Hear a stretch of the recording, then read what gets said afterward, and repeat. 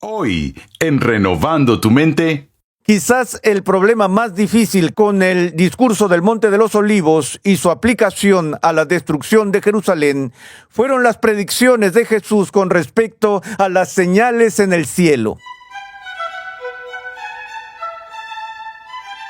bienvenido a Renovando tu Mente con el Dr. R.C. Sproul. Hoy presentamos la lección número 7 en la serie de enseñanza Los Últimos Días según Jesús. En esta serie, R.C. Sproul examina los pasajes relativos al tiempo que aparecen en el Discurso de los Olivos y en el libro de Apocalipsis, demostrando que cuando se entienden correctamente, son en realidad una prueba contundente de la veracidad de las Escrituras. Antes de los días de Jesús en el Nuevo Testamento, el templo de Dios había sido destruido durante la invasión de Jerusalén por los babilonios. Sabemos esto porque Dios le dijo al profeta Jeremías que sucedería como un juicio divino sobre su pueblo. A la luz de esto, ¿cómo debemos interpretar la destrucción de Jerusalén y del templo en el año 70 después de Cristo? ¿Fue un acto de juicio divino? ¿Hubo algún profeta que predijera ese acontecimiento? Pasemos una vez más al aula de clases a escuchar al Dr. R.C. Sproul mientras nos presenta uno de los acontecimientos históricos mejor atestiguados de la historia antigua en lo que se refiere a la historia redentora. Creo que uno de los capítulos más fascinantes de toda la historia de la Iglesia es, por supuesto, los acontecimientos que rodearon la destrucción de Jerusalén. No tenemos un registro bíblico de ese momento tan importante que ocurrió en el año 70 después de Cristo, pero lo que sí tenemos es una descripción fascinante, detallada, de testigos oculares del asedio de Jerusalén y de todos los eventos que ocurrieron en su destrucción, escrita para nosotros por el famoso historiador judío Josefo. Josefo estaba muy familiarizado con los escritos de los profetas del Antiguo Testamento y él mismo vio la destrucción de Jerusalén en términos del cumplimiento de la profecía del Antiguo Testamento. De hecho, hay algunos de los aspectos de los propios escritos de Josefo donde uno podría decir que él se veía a sí mismo como una especie de profeta. Pero si uno no estuviera interesado en la importancia religiosa de lo que sucedió en Jerusalén en aquellos días, solo para tener una perspectiva de la fuerza militar romana, su armamento, sus tácticas y estrategia, los escritos de Josefo son un tesoro en ese sentido. De estas descripciones detalladas, por ejemplo, del ariete y cómo se usó la catapulta y otras formas de armamento que los romanos perfeccionaron en el mundo antiguo y solían tener bastante éxito en sus conquistas militares. Ahora, la destrucción de Jerusalén no ocurrió de la noche a la mañana. Empezó antes con la invasión de Palestina por los romanos a finales de los años 60, bajo el liderazgo de uno de sus más grandes generales, cuyo nombre era Vespasiano. El año 68 después de Cristo fue el año en que murió el emperador Nerón, y tras la muerte de Nerón, hubo un tremendo periodo de conflicto interno, de hecho, una guerra civil que continuó en Roma, y hubo una rápida sucesión de emperadores para ascender al trono después de la muerte de Nerón. Inmediatamente después de Nerón vino un hombre llamado Galba, que solo duró unos meses hasta que fue asesinado, y luego Galba fue reemplazado por Otón, y también Otón duró poco tiempo. En el año 69 fue asesinado y luego fue sucedido por Vitelio. Vitelio fue seleccionado por el Senado de Roma para ser el emperador en la línea de sucesión. Pero los militares de entonces rechazaron a Vitelio y llamaron a Vespasiano, su general favorito, para que volviera de su invasión de Palestina con el fin de convertirse en el emperador. Así lo hizo Vespasiano, dejó el campo de batalla, regresó y fue aclamado emperador de Roma y trajo algo de estabilidad una vez más al Imperio Romano, y reinó como emperador desde el año 69 después de Cristo hasta el año 79 después de Cristo, después de lo cual fue sucedido por su hijo Tito. Cuando abandonó el campo de batalla después de las etapas iniciales de la invasión de Palestina y fue llamado a Roma, Vespasiano entregó la autoridad de la invasión a su hijo Tito. Así que fue Tito quien presidió la conquista de Jerusalén. Pero lo que sucedió fue que cuando los romanos invadieron, entraron en Palestina y sistemáticamente sitiaron y conquistaron pueblo tras pueblo tras pueblo y aldea tras aldea, mientras se dirigían a la ciudadela principal de la fuerza judía que estaba, por supuesto, en Jerusalén. Ahora, uno de los previos conflictos clave, previo a la invasión, mientras Vespasiano todavía estaba al mando, fue la conquista de la ciudad de Jotapata, que estaba en la parte norte del país y que fue gobernada por el general Josefo. Según los registros de Josefo, más de 40,000 de sus compatriotas fueron asesinados en la destrucción total de Jotapata, y parte de esto se debió a la feroz resistencia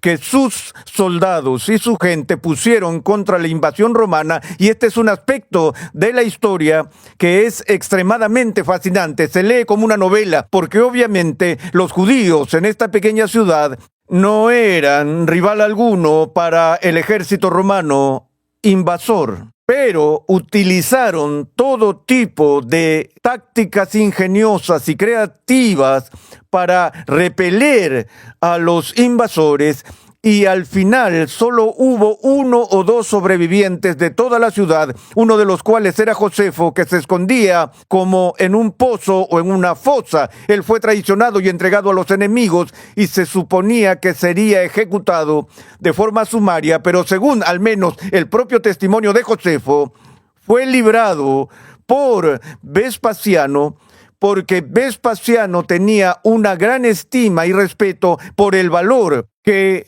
Josefo había mostrado en la defensa de Jotapata. Lo que pasó ahora fue que Josefo, en cierto sentido, fue tomado como rehén, fue tomado cautivo por Vespasiano y estuvo más o menos en arresto domiciliario en los cuarteles del propio Vespasiano. Esto planteó todo tipo de preguntas a las generaciones futuras, porque ahora que Josefo se había salvado, muchos lo consideraron algo así como un traidor o colaborador de los romanos, porque fue interrogado constantemente por Vespasiano y sus subalternos. Pero lo que nos llega a través de los escritos de Josefo es que Josefo tenía una pasión desenfrenada, amor y afecto por Jerusalén. Él era el judío consumado, amaba la ciudad santa. Lo último que quería que sucediera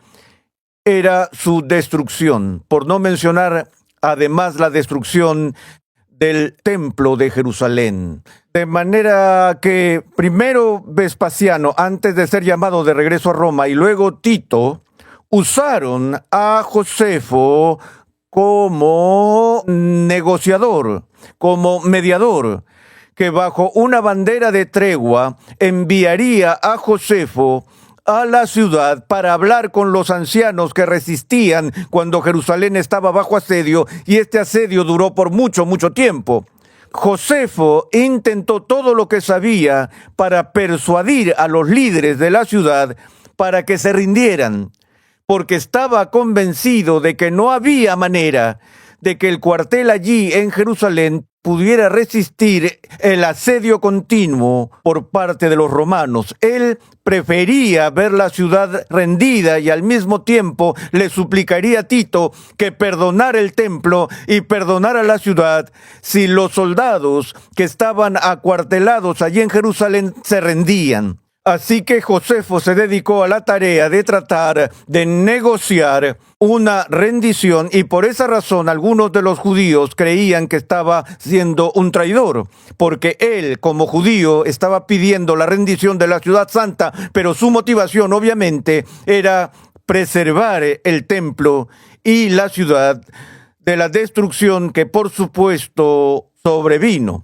De nuevo, también en sus escritos y en su descripción de los acontecimientos que rodearon la destrucción de Jerusalén, Josefo vio la mano de la providencia en toda esta catástrofe.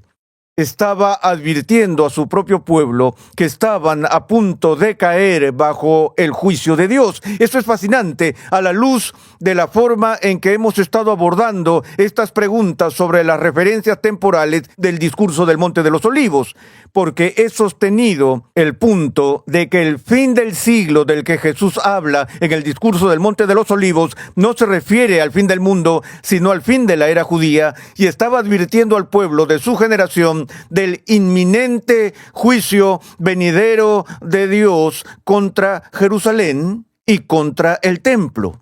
Y desde una perspectiva judía, Josefo estaba haciendo el mismo tipo de advertencia a su pueblo, viendo los pasajes del Antiguo Testamento y de los profetas del Antiguo Testamento para advertir a la gente que este era el juicio prometido contra la impiedad de esa generación. También es significativo al leer esto y ver algunos de los detalles que cuando Jesús habló de esa generación particular de israelitas, habló de ellos como malvados en un grado sin precedentes. Josefo hace la misma evaluación contra sus contemporáneos, diciendo que eran los más malvados de todos. Ahora, me gustaría tomarme un tiempo para ver algunas de las profecías específicas o declaraciones y descripciones que surgieron de los escritos de Josefo, y no solo los de Josefo, sino también del historiador romano Tácito, y Tácito en muchos casos confirma desde la perspectiva romana los relatos que Josefo preservó para nosotros. Uno de los informes extraños en este relato se encuentra en el libro quinto de Josefo, Guerras Judías, y tiene que ver con el ataque a los muros de Jerusalén que ocurrió mediante el uso de piedras, grandes piedras blancas enormes que fueron empujadas fuera de la catapulta y de los artefactos, que luego fueron arrojadas contra las paredes, y las paredes eran tan gruesas que pudieron resistir este asalto de enormes rocas lanzadas contra ellas, así como de los arietes durante mucho tiempo. Como comentario a esto, recordemos que las paredes del templo estaban hechas de lo que ahora los historiadores llaman piedras herodianas. Este era el templo herodiano, y las piedras individuales que componían ese templo eran absolutamente enormes, eran de tamaño gigante. Si echas un vistazo a tu sala y ves toda tu pared en términos de su ancho y alto, e imaginas eso como una piedra en una pared de unos 13 a 20 metros de profundidad y grosor, entonces tienes una idea de las piedras inmensas que se utilizaron para la construcción de los muros de Jerusalén y del templo. Por lo tanto, no es sorprendente que estos muros se mantuvieran tan firmes contra los ataques de los romanos. Por supuesto, estas piedras que fueron lanzadas por los artefactos no solo fueron lanzadas contra las paredes, sino que también fueron arrojadas sobre las paredes, y ahí hicieron daños considerables a las estructuras dentro de la ciudad, e incluso muchas víctimas que resultaron heridas o murieron por estas piedras.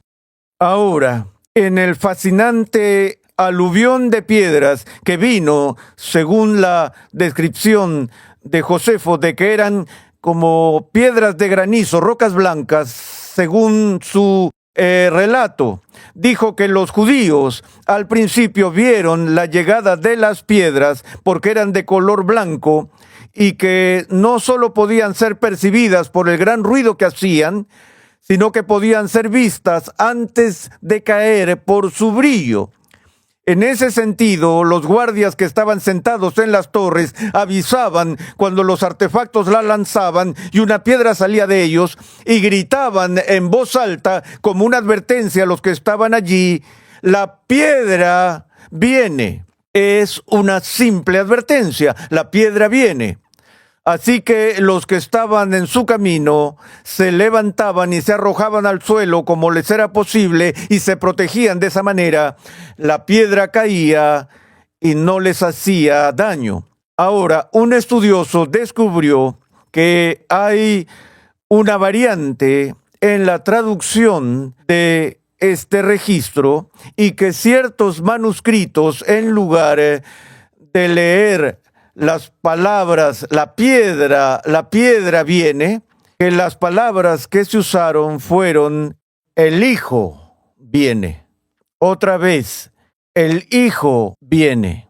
Había quienes creían que esto se relacionaba con una tradición que se había desarrollado desde tiempos pasados, según un historiador, que el apóstol Jacobo, quien era hermano de Cristo, testificó públicamente en el templo, y citó, que el Hijo del Hombre estaba a punto de venir en nubes del cielo, y selló este testimonio con su propia sangre. Parece altamente probable, escribe un historiador, que los judíos, en su blasfemia desafiante y desesperada, al ver esta masa blanca que se precipitaba por el aire, levantaron el grito: el Hijo viene, como burla de los cristianos que habían predicho el regreso de Jesús. Entonces, puedes tomar eso por lo que es. Ciertamente hay controversia al respecto, pero además de estos detalles, Josefo nos habla de una severa hambruna que vino sobre los habitantes, en la que muchas personas murieron de hambre en Jerusalén debido al prolongado asedio. Si alguna vez has estado en Palestina, tal vez has visitado el Monte de los Olivos. Y el Monte de los Olivos se llamaba el Monte de los Olivos, donde estaba el huerto de Getsemaní, el huerto del lagar, donde Jesús fue para su agonía en oración la noche en la que fue traicionado. Que en toda esa ladera, a lo largo del valle de Jerusalén, justo al otro lado de Betania, había un enorme bosque denso con estos enormes y gigantes olivos que tendrían 300 o 400 años. Si vas allí hoy, no verás un solo olivo en el Monte de los Olivos, y eso es porque durante el asedio, que duró mucho tiempo, los romanos cortaron sistemáticamente cada árbol en esa ladera y usaron la madera como leña para mantenerse calientes. Ese es otro de los detalles que aprendemos del relato de Josefo. Pero por supuesto, cuando la hambruna se volvió tan severa, la gente recurrió al canibalismo.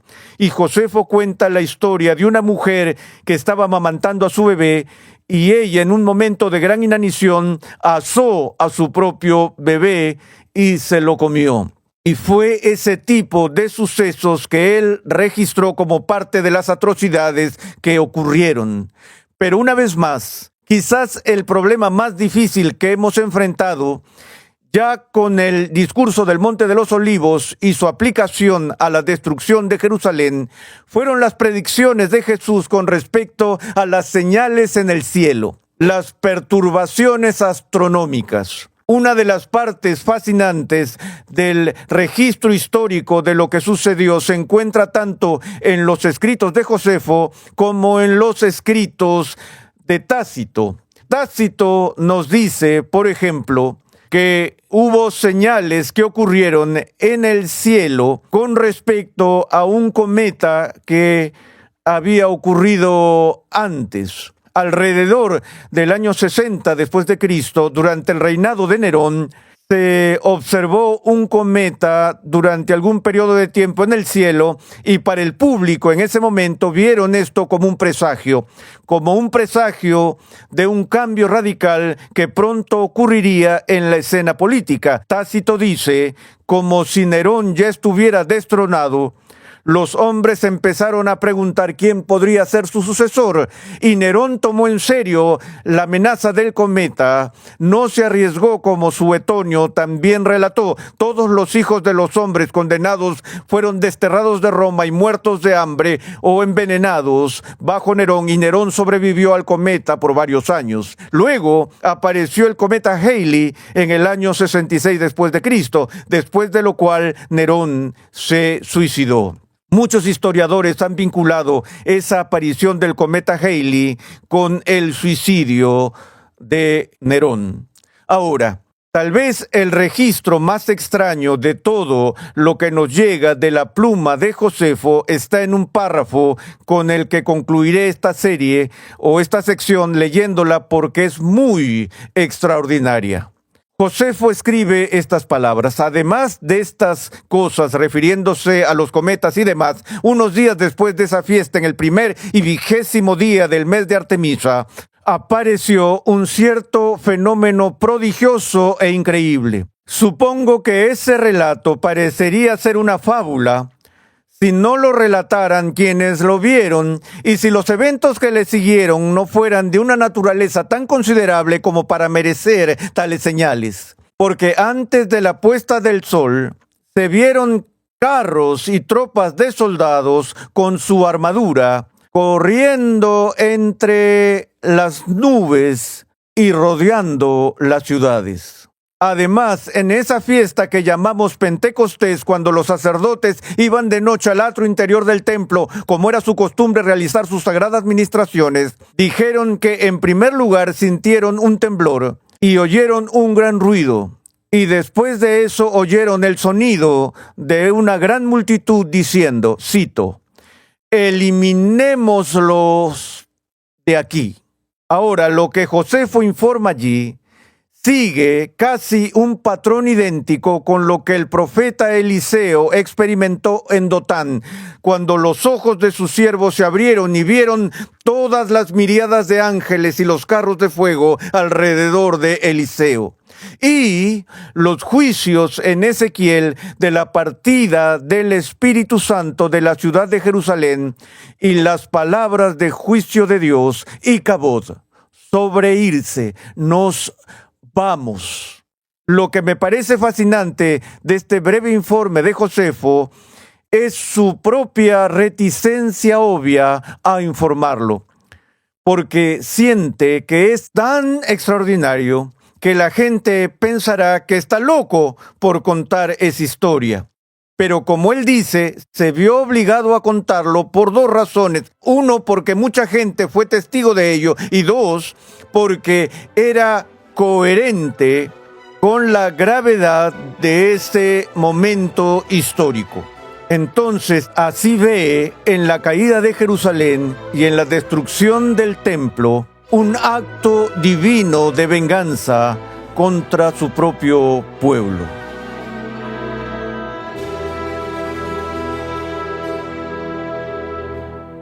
Estás en sintonía de Renovando tu Mente con el Dr. R.C. Sproul. Nuestra misión en Ministerios Ligonier es proclamar, enseñar y defender la santidad de Dios en toda su plenitud a tantas personas como sea posible. Te invitamos a escuchar 5 minutos en la historia de la Iglesia con Steve Nichols. Este podcast semanal ofrece una mirada informal e informativa a la historia de la Iglesia. Acompáñanos cada semana mientras hacemos una breve pausa en el presente para explorar el pasado. Viaja en el tiempo mientras observamos a las personas, los acontecimientos e incluso los lugares que han dado forma a la historia del cristianismo.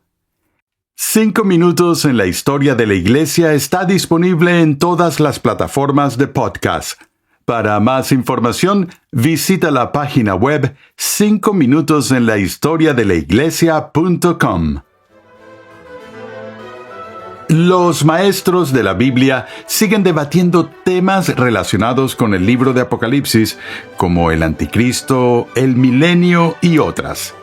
En el siguiente episodio de Renovando tu Mente, R.C. Sproul considera una pregunta fundamental al interpretar este libro. ¿Cuándo fue escrito? Renovando tu Mente es una producción de los Ministerios Ligonier, la confraternidad de enseñanza fundada por el Dr. R.C. Sproul. Nuestra misión, pasión y propósito es ayudar a las personas a crecer en su conocimiento de Dios y su santidad. Nuestra programación es posible gracias al generoso apoyo en oración y financiero de cristianos alrededor del mundo. Para hacer tu donación, por favor, visita nuestra página web renovandotumente.org.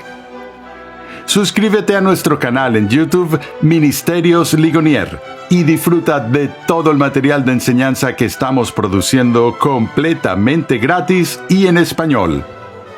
Para contactarnos, por favor envíanos un correo electrónico a programa@renovandotumente.org con tus preguntas, testimonios y comentarios.